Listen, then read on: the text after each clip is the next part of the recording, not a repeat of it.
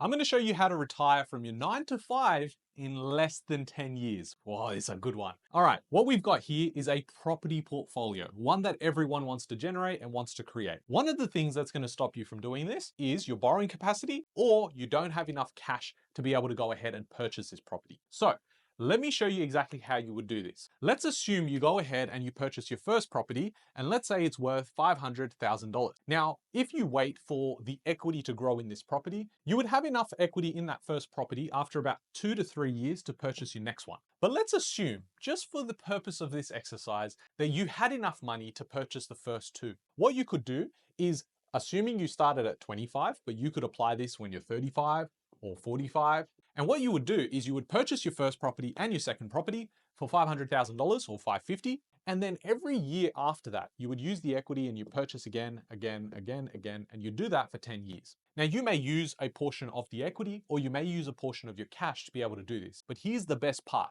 because as we come over here, we realize that property on average roughly doubles every 10 years. Now, some people in the comments might have a field day and say, that's not going to happen, but history provides a really good guide as to what might happen in the future. So if we go and assume that it does double in value over 10 years, that would mean the first property I purchased in year one for 500K, and assume I purchased the one and the two there, that means these two properties are now worth $1 million in 10 years time. What will happen is every year, these properties will continue to grow. So one of the ways that you could do this, where you could retire and quit your 9 to 5, is to be able to say, okay, I'm going to go ahead and sell my properties, and maybe I sell the first 5 or 6 properties.